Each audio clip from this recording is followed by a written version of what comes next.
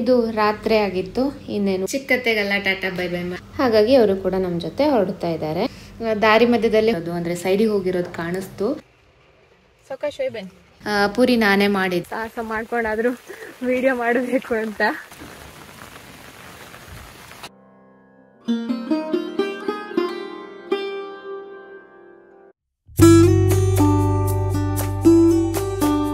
ನಮಸ್ತೆ, welcome back to ಖುಷಿ vlogs.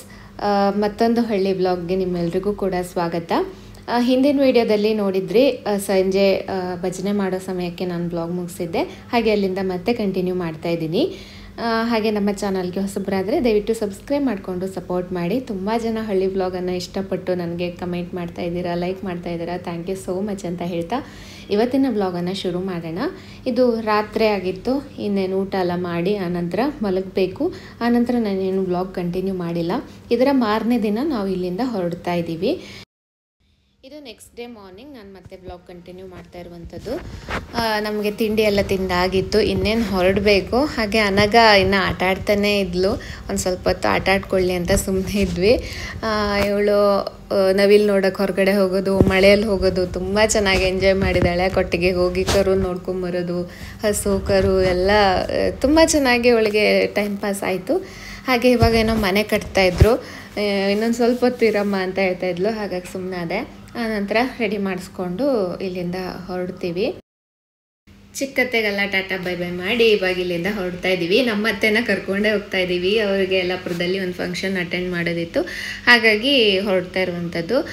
ಅತ್ತೆ ಕೂಡ ಎಲ್ಲ ರಿಲೇಟಿವ್ಸು, ಸಂಬಂಧಿಕರು ಎಲ್ಲರೂ ಇರೋದು ಯಲ್ಲಾಪುರದಲ್ಲೇ. ಅವ್ರ ಅಪ್ಪನ ಮನೆ ಅಂದರೆ ಅಮ್ಮನ ಮನೆ ಕೂಡ ಯಲ್ಲಾಪುರದ ಹತ್ರನೇ ಆಗುತ್ತೆ. ಸೊ ಹಾಗಾಗಿ ಏನೇ ಫಂಕ್ಷನ್ ಆದರೂ ಕೂಡ ಇಲ್ಲಿಂದ ಅಲ್ಲಿಗೆ ಹೋಗಬೇಕಾಗತ್ತೆ. ಇವಾಗ ಬಸ್ಸು ಇಲ್ಲಿ ಬೆಳಗ್ಗೆ ಒಂದು, ಮಧ್ಯಾಹ್ನ ಒಂದು ಅಷ್ಟೇ ಆಗುತ್ತೆ, ಬಸ್ ಜಾಸ್ತಿ ಇರೋದಿಲ್ಲ. ಹಾಗಾಗಿ ಅವರು ಕೂಡ ನಮ್ಮ ಜೊತೆ ಹೊರಡ್ತಾ ಇದ್ದಾರೆ.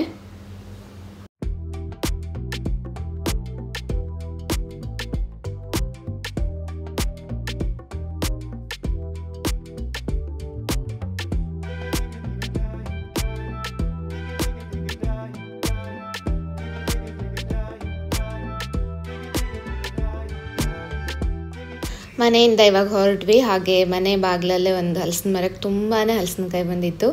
ಸೊ ಅದನ್ನು ನೋಡ್ತಾ ಇದ್ದೆ. ಈ ಸಲನೇ ಇಷ್ಟೊಂದು ಜಾಸ್ತಿ ಬಂದಿರೋದು ಅಂತ ಹೇಳ್ತಾಯಿದ್ರು. ಒಂಥರ ಖುಷಿ ಆಗುತ್ತೆ. ಈ ಸಲ ಹಲಸಿನ ಬೆಳೆ ಮಾತ್ರ ತುಂಬ ಚೆನ್ನಾಗಿತ್ತು. ಮತ್ತು ಮಾವಿನಕಾಯಿ ಬೆಳೆ ಕೂಡ ಜಾಸ್ತಿ ಇತ್ತು ಈ ಸಲ. ಒಂದೊಂದು ವರ್ಷ ಅಂದರೆ ತುಂಬ ಕಡಿಮೆ ಇರುತ್ತೆ, ಒಂದೊಂದು ವರ್ಷ ಸಿಕ್ಕಾಪಟ್ಟೆ ಜಾಸ್ತಿ ಬರುತ್ತೆ.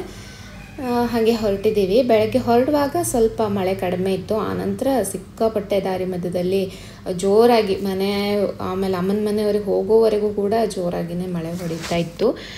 ದಾರಿ ಮಧ್ಯದಲ್ಲಿ ಒಂದು ಸಲ ನಿಲ್ಲಿಸ್ಕೊಂಡು ಅನಗ ಹುಷವಾಗುತ್ತೆ ಅಂತ ಹೇಳೋಕ್ಕೆ ಶುರು ಮಾಡಿದ್ಲು. ಹಾಗಾಗಿ ಹಲಸಿನಕಾಯಿ ಚಿಪ್ಸ್ ತೊಗೊಂಬಂದಿದ್ವಲ್ಲ, ಅದನ್ನು ತೆಕ್ಕೊಂಡು ಅನಗಂಗೆ ಕೊಟ್ಟಿದ್ದಾಯಿತು. ಹಾಗೆ ಬಾಳೆಹಣ್ಣೆಲ್ಲ ತೊಗೊಂಬಂದಿದ್ವಿ. ದಾರಿ ಮಧ್ಯದಲ್ಲಿ ಹುಷವಾಗುತ್ತೆ ಅಂತ ಹೇಳ್ತಾಳೆ. ಸೊ ಹಾಗಾಗಿ ಈ ಥರದ್ದು ಅವಳಿಗೆ ಕೊಡ್ತಾ ಇರ್ತೀನಿ. ತಿಂತಾ ಹೋಗ್ತಾ ಇದ್ದಾಳೆ. ಈ ಮಳೆಯಲ್ಲಿ ಮತ್ತೇನಾದರೂ ತಿನ್ನಬೇಕು ಅಂತಲೂ ಅನಿಸ್ತಾ ಇರುತ್ತೆ. ಬೋರ್ ಆಗುತ್ತಲ್ಲ, ಮತ್ತೇನು ಮಾಡೋದು, ತುಂಬ ದೂರ ಆಗುತ್ತೆ. ಒಂದು ಹೊತ್ತು ಬೇಕು ನಮಗೆ ಇಲ್ಲಿಗೆ ದಂಡೇಲಿ, ಅಂದರೆ ನಮ್ಮ ಮನೆಯಿಂದ ಅಮ್ಮನ ಮನೆಗೆ ಹೋಗೋದಕ್ಕೆ. ಬೆಳಗ್ಗೆ ಬೇಗ ಹೊರಟ್ರೆ ಅಮ್ಮನ ಮನೆಗೆ ಮಧ್ಯಾಹ್ನ ಹೋಗಿ ತಲುಪ್ತೀವಿ. ಸರಿಯಾಗಿ ಮಳೆ ಹೊಡಿತಾ ಇತ್ತು ಆವಾಗ. ಇವಾಗೂ ಕೂಡ ಊರಲ್ಲಿ ಮಳೆನೇ. ಒಂದು ಸ್ವಲ್ಪ ದಿನ ಮಳೆ ಕಮ್ಮಿ ಆಗಿತ್ತು ಅಷ್ಟೇ. ಇವಾಗ ಜಾಸ್ತಿನೇ ಬರ್ತಾ ಇದೆಯಂತೆ. ಸದ್ಯಕ್ಕೆ ನಾವು ಬೆಂಗಳೂರಲ್ಲೇ ಇದ್ದೀವಿ. ನಾವು ಅಲ್ಲಿದ್ದಾಗ ಮಾಡ್ಕೊಂಬಂದಿರೋ ವ್ಲಾಗನ್ನು ಹಾಕ್ತಾ ಇರೋದಷ್ಟೇ. ಸುಮಾರು ಜನ ಅಲ್ಲೇ ಇದ್ದಾರೋ ಏನೋ ಅಂತ ಅಂದ್ಕೊಂಡಿದ್ದಾರೆ. ಹಾಗೇನೂ ಇಲ್ಲ, ವ್ಲಾಗ್ ಪೆಂಡಿಂಗ್ ಇದೆ.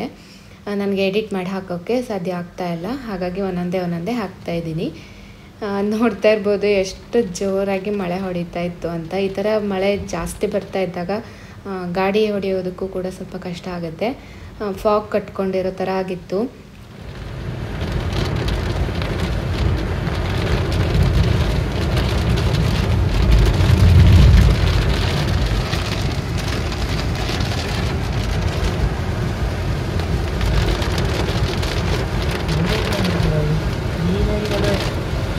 ಸಾಮಾನ್ಯ ಹೊಡಿತಿದ್ದ ಮಳೆ.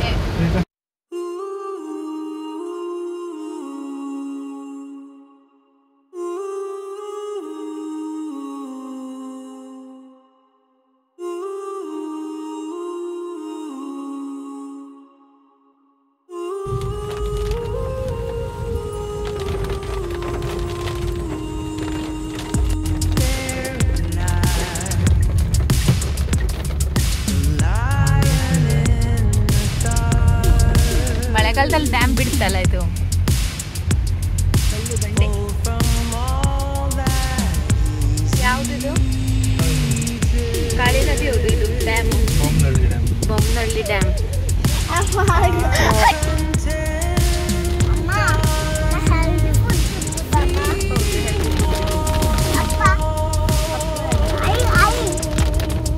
ಹಾಗೆ ಹೋಗ್ತಿರುವಾಗ ಈ ಥರ ಒಂದು ಆಕ್ಸಿಡೆಂಟ್ ಆಗಿ ಕಾರ್ ಬಿದ್ದಿರೋದು, ಅಂದರೆ ಸೈಡಿಗೆ ಹೋಗಿರೋದು ಕಾಣಿಸ್ತು. ಸಿಕ್ಕಾಪಟ್ಟೆ ಮಳೆ ಇದ್ದಾಗ ಯೂ ಟರ್ನಲ್ಲೆಲ್ಲ ಕಾಣೋದಿಲ್ಲ, ಫಾಗ್ ಕಟ್ಕೊಂಡಿರುತ್ತೆ. ಫಾಸ್ಟಾಗಿ ಬಂದಾಗ ಅದು ಟರ್ನ್ ಆಗದೆ ಹೋಗಿ ಆ ಕಡೆ ಹೋಗಿದೆ ಅಂತ ಅಂದ್ಕೊಂಡಿದ್ದೀವಿ. ಬಟ್ ಯಾರಿಗೂ ಏನೂ ಆಗಿರಲಿಲ್ಲ ಅನಿಸುತ್ತೆ, ಯಾರೂ ಇರಲಿಲ್ಲ ಅಲ್ಲಿ. ಸೊ ಹಾಗಾಗಿ ಹಾಗೆ ನಾವು ಮುಂದೆ ಬಂದ್ವಿ. ಯಲ್ಲಾಪುರಕ್ಕೆ ಬಂದಿದ್ದೀವಿ ಇವಾಗ. ಆವತ್ತಿನ ದಿನ ಅಂತೂ ಎಷ್ಟು ಮಳೆ ಇತ್ತು ಅಂದರೆ ಸರಿಯಾಗಿ ಮಳೆ ಹೊಡೀತಾ ಇತ್ತು. ಹಾಗೆ ನಮಗೊಂದು ಸ್ವಲ್ಪ ಏನೋ ತಗೊಳ್ಳೋದಿತ್ತು, ಹಾಗಾಗಿ ಒಂದು ಅಂಗಡಿಗೆ ಹೋಗೋಣ ಅಂತ ಬಂದಿದ್ದೀವಿ. ಆ ನಂತರ ಅತ್ತೆನ ನಾವು ಕಳಿಸ್ಬಿಟ್ಟು ಅವ್ರಿಗೊಂದು ಫಂಕ್ಷನ್ ಅಟೆಂಡ್ ಮಾಡೋದಿತ್ತು ಅಂತ ಹೇಳಿದ್ನಲ್ಲ, ಅಲ್ಲಿವರೆಗೆ ಹೋಗಿ ಕಳಿಸಿ ನಾವು ಹಾಗೆ ಅಮ್ಮನ ಮನೆಗೆ ಹೋಗ್ತೀವಿ. ಸಂಜೆ ಅತ್ತೆ ನಾವು ಮನೆಗೆ ಹೋಗ್ತೀನಿ ಅಂತ ಹೇಳಿದರು.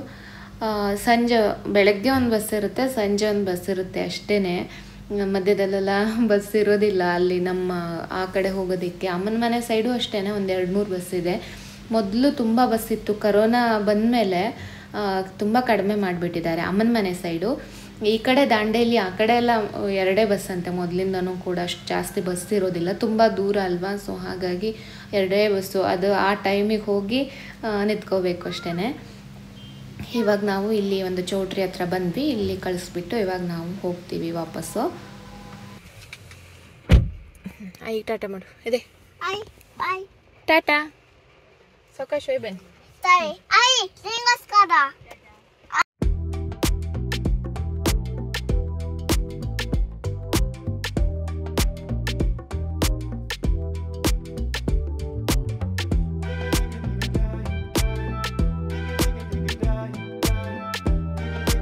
ಅಮ್ಮನ ಮನೆಗೆ ಬಂದು ಊಟ ಎಲ್ಲ ಮುಗಿಸಿದ್ವಿ. ಆನಂತರ ನಾನು ಏನು ಬ್ಲಾಗ್ ಮಾಡಿಲ್ಲ ಅವತ್ತಿನ ದಿನ. ಇದು ನೆಕ್ಸ್ಟ್ ಡೇ ಮಾರ್ನಿಂಗ್ ನಾನು ಬ್ಲಾಗ್ ಕಂಟಿನ್ಯೂ ಮಾಡ್ತಾ ಇರುವಂಥದ್ದು. ಬೆಳಗ್ಗೆ ತಿಂಡಿಗೆ ಪೂರಿ ಮತ್ತು ಮಾವಿನ ಹಣ್ಣಿನ ಪಾಯಸ ಮಾಡಿದ್ವಿ. ಪೂರಿ ನಾನೇ ಮಾಡಿದ್ದೆ, ಅಮ್ಮ ಮಾವಿನ ಹಣ್ಣಿನ ಪಾಯಸ ಮಾಡಿದರು. ತುಂಬ ಚೆನ್ನಾಗಾಗಿತ್ತು. ಅದು ಕಾಂಬಿನೇಷನ್ ಮಾತ್ರ ಸಖತ್ತಾಗಿರುತ್ತೆ. ಮಾವಿನ ಹಣ್ಣಿನ ಪಾಯಸ ಅಥವಾ ಶ್ರೀಕರಣೆ ಅಂತಲೂ ಹೇಳ್ಬೋದು. ಮಾವಿನ ಹಣ್ಣಿನ ಹೆಚ್ಚಿ ಅದಕ್ಕೆ ಬೆಲ್ಲ ಹಾಕಿ ಸ್ವಲ್ಪ ಹೊತ್ತಿಟ್ಟು ಆನಂತರ ಕಾಯಿ ಹಾಲು ಹಾಕ್ತಾರೆ.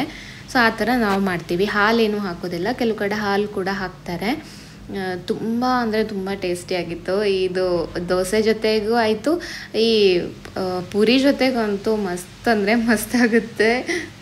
ಯಾರಿಗೆಲ್ಲ ಇಷ್ಟ ಕಮೆಂಟ್ ಮಾಡಿ, ನನಗಂತೂ ಸಖತ್ ಇಷ್ಟ. ಸೊ ತುಂಬ ಚೆನ್ನಾಗಾಯಿತು. ಬೆಳಗ್ಗೆ ತಿಂಡಿ ಈ ಥರ ಇದ್ಬಿಟ್ರೆ ಜೊತೆಗೆ ಟೀ ಕೂಡ ಇರುತ್ತೆ, ಮಸ್ತಾಗಿತ್ತು. ಮಳೆ ಕೂಡ ಸರಿಯಾಗಿ ಹೊಡಿತಾ ಇತ್ತು. ಸೊ ಅದ್ರ ಜೊತೆಗೆ ಬೆಳಗ್ಗೆ ತಿಂಡಿ ಈ ಥರ ಇದ್ಬಿಟ್ರಂತೂ ಮಜವಾಗಿರುತ್ತೆ. ಸೊ ಆ ಥರ ತಿಂಡಿ ತಿಂದಿದ್ದಾಯಿತು.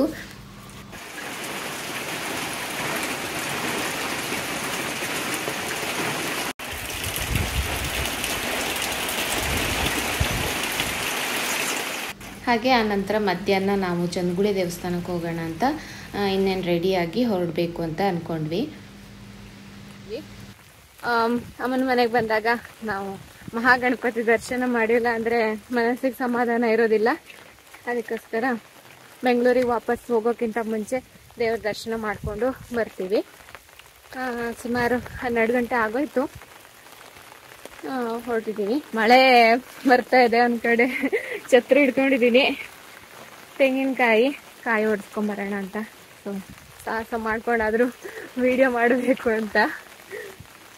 ಅನಗನ ಅಚ್ಚುತ್ತವ್ರು ಎತ್ಕೊಂಡು ಹೋಗ್ತಾ ಇದ್ದಾರೆ. ಕಾರ್ ಮೇಲ್ಗಡೆ ಇದೆ, ಮನೆ ಹತ್ರ ಬರೋದಿಲ್ಲ, ಈ ಥರ ಮಣ್ಣು ರಾಡಿ ಅಲ್ವಾ. ಸೊ ಹಾಗಾಗಿ ಇಲ್ಲಿ ಇಳಿಸ್ಕೊಂಡ್ರೆ ಆಮೇಲೆ ಹತ್ಸೋಕ್ಕಾಗಲ್ಲ. ಮೇಲ್ಗಡೆ ಬೇಂಡಲ್ಲಿ ನಿಲ್ಲಿಸ್ಕೊಂಡಿದ್ದೀವಿ. ನನಗಂಗೆ ದೇವಸ್ಥಾನಕ್ಕೆ ಹೋಗುವಾಗ ಸ್ಕರ್ಟ್ ಬ್ಲೌಸ್ ಹಾಕೋಣ ಅಂತ ತೊಗೊಂಡ್ಬಂದಿದ್ದೆ, ಅದನ್ನೇ ಹಾಕಿದೆ.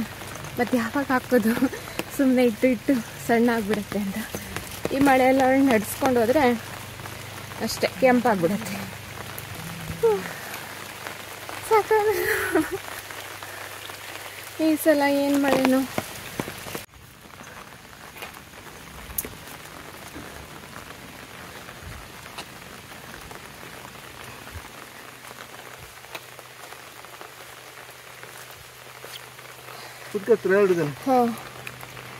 ನನಗಂಗೆ ಡಿಫ್ರೆಂಟಾಗಿ ಹೇರ್ ಸ್ಟೈಲ್ ಮಾಡೋಣ ಅಂತ ಟ್ರೈ ಮಾಡಿದೆ.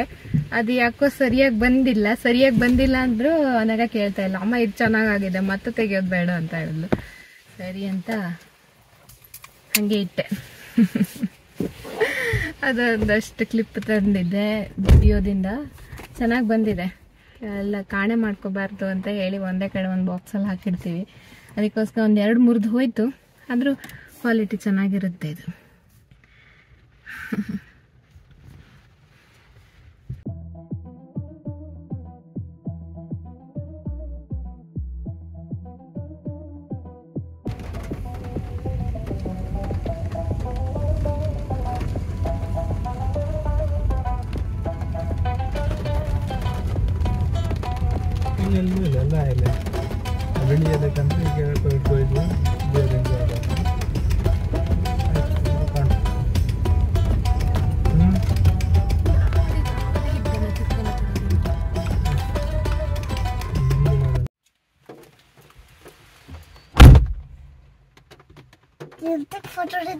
ಅದು ಆ ಬಿಳಿ ಎಲೆ ಇದ್ದಲ್ಲ, ಅಲ್ಲಿ ಒಂಥರ ಬಿಳಿ ಬಿಳಿ ಅದು ಹೂವು ಅಂತಾನೂ ಹೇಳ್ತಾರೆ, ಬಟ್ ಎಲೆ ಥರ ಇರುತ್ತೆ.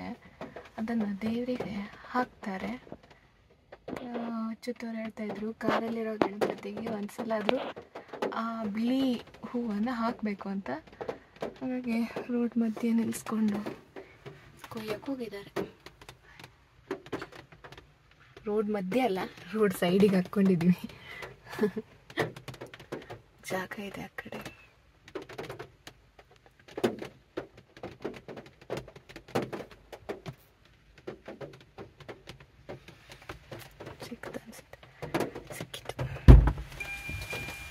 ಈ ಒಂದು ಬಿಳಿ ಎಲೆ ನೋಡ್ತಾ ಇರ್ಬೋದು, ಇದನ್ನು ದೇವರಿಗೂ ಕೂಡ ಹಾಕ್ತಾರೆ. ನಿಮ್ಮೂರಲ್ಲೂ ಕೂಡ ಇದು ಸಿಗುತ್ತಾ ಅಥವಾ ಇದಕ್ಕೆ ಏನು ಹೇಳ್ತಾರೆ ಅಂತ ಕಮೆಂಟ್ ಮಾಡಿ. ನಾವು ಚಿಕ್ಕವರಿದ್ದಾಗ ಇದನ್ನು ಕೊಯ್ಕೊಂಡು ಹೋಗಿ ಕಡಲೆ ಹಿಟ್ಟೆಲ್ಲ ಕಲಸಿ ಬಜ್ಜಿ ಸುಡ್ತಾರಲ್ಲ, ಆ ಥರ ಇದನ್ನು ಮುಳುಗಿಸಿ ಎಣ್ಣೆಯಲ್ಲಿ ಕರಿತಾ ಇದ್ವಿ. ಒಂಥರ ಚೆನ್ನಾಗಿರ್ತಾ ಇತ್ತು. ಆ ಎಲೆ ತುಂಬ ಕ್ರಿಸ್ಪಿಯಾಗಿ ಬರ್ತಾ ಇತ್ತು. ಇತ್ತೀಚಿನ ದಿನಗಳೆಲ್ಲ ಅದೆಲ್ಲ ಮಾಡಲ್ಲ. ನಾವು ಚಿಕ್ಕವರಿದ್ದಾಗ ಏನು ಅಷ್ಟೊಂದು ತಿನ್ನೋಕ್ಕಲ್ಲ ಆಪ್ಷನ್ ಇರ್ತಾ ಇರಲಿಲ್ಲ ಅಲ್ವಾ, ಈ ಥರದ್ದು ಏನಾದರೂ ಪ್ರಯೋಗ ಮಾಡಿ ತಿಂತಾ ಇದ್ವಿ. ಸೊ ಇವಾಗ ದೇವಸ್ಥಾನದ ಕಡೆ ಹೊರಟ್ವಿ. ಚಂದ್ಗುಳಿ ದೇವಸ್ಥಾನದ ಹತ್ರ ಬಂದಿದ್ದೀವಿ.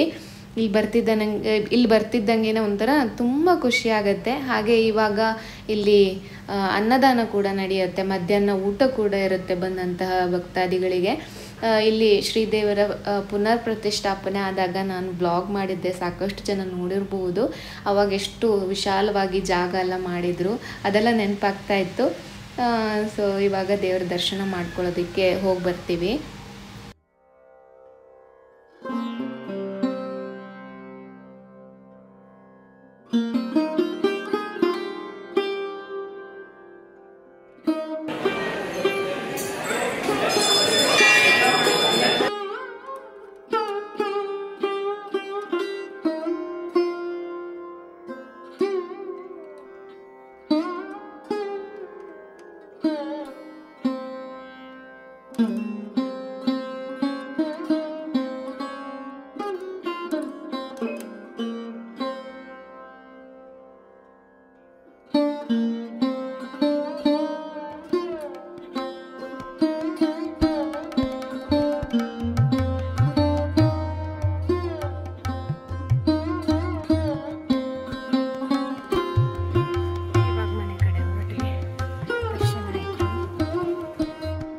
ವಾಪಸ್ ಕಾರತ್ತಿ ಕೂತು ಡ್ರೆಸ್ ನೋಡ್ತೀನಿ, ಎಲ್ಲ ಈ ಥರ ಡಿಸೈನ್ ಆಗಿಬಿಟ್ಟಿದೆ, ಕೆಂಪು ಡಿಸೈನು. ಸೊ ಏನು ಮಾಡೋಕ್ಕಾಗಲ್ಲ. ಮಳೆ ಮಣ್ಣಿಗೆ ಡ್ರೆಸ್ ಎಲ್ಲ ಹೋಯ್ತು, ಪಿಚ್ಚಿ ಪಿಚ್ಚಿ ಪಿಚ್ಚಿ ಆಯಿ ದೇವ್ರೆ. ಮನೆ ಕಡೆ ವಾಪಸ್ ಹೊರಟ್ವಿ. ಹಾಗೆ ಇತ್ತೀಚೆಗೆ ಫೆಬ್ರವರಿಯಲ್ಲಿ ಇಲ್ಲಿ ದೇವರ ಪ್ರತಿಷ್ಠಾಪನೆ ಕಾರ್ಯಕ್ರಮ ಎಲ್ಲ ಆಗಿತ್ತಲ್ಲ, ನಾನು ಬ್ಲಾಗ್ ಎಲ್ಲ ಹಾಕಿದ್ದೀನಿ. ಸೊ ಹಾಗಾಗಿ ದೊಡ್ಡ ದೊಡ್ಡ ಜಾಗ ಮಾಡಿದ್ದಾರೆ. ಎಲ್ಲ ಮಣ್ಣು, ಹೊಸ ಮಣ್ಣಲ್ವಾ, ಎಲ್ಲ ಮಳೆಗೆ ಕರಡಿದೆ, ಅಂದರೆ ಕೆಂಪಾಗಿದೆ. ಬಟ್ಟೆ ಎಲ್ಲ ಕಲೆ ಕಲೆ ಕಲೆ ಅಂದರೆ ಪಟ ಪಟ ಪಟ ಪಟ ಮಳೆ ಬರ್ತಿದೆಯಲ್ಲ, ಸಿಡಿತಾ ಇದೆ. ಸೊ ಬಟ್ಟೆಗೆಲ್ಲ ಸಿಡಿದ್ದು ಅಲ್ಲ, ಇದೇ ಇದು ತೋರಿಸ್ತಾ ಇದೆ. ಇವಾಗ ಅಮ್ಮನ ಮನೆ ಕಡೆ ಅಂತ ನಾವು ಹೋಗ್ತಾ ಇದ್ದೀವಿ. ಹಾಗೆ ಇವತ್ತಿನ ವ್ಲಾಗ್ ನಿಮ್ಮೆಲ್ರಿಗೂ ಇಷ್ಟ ಆಗಿದೆ ಅಂತ ಅಂದ್ಕೊಳ್ತೀನಿ. ಇಷ್ಟ ಆಗಿದ್ದಲ್ಲಿ ಒಂದು ಲೈಕ್ ಮಾಡಿ, ಹಾಗೆ ನಮ್ಮ ಚಾನಲ್ನ ಸಬ್ಸ್ಕ್ರೈಬ್ ಮಾಡಿಕೊಂಡು ಸಪೋರ್ಟ್ ಮಾಡಿ ಅಂತ ಕೇಳ್ಕೊಳ್ತಾ ನಮಸ್ಕಾರ.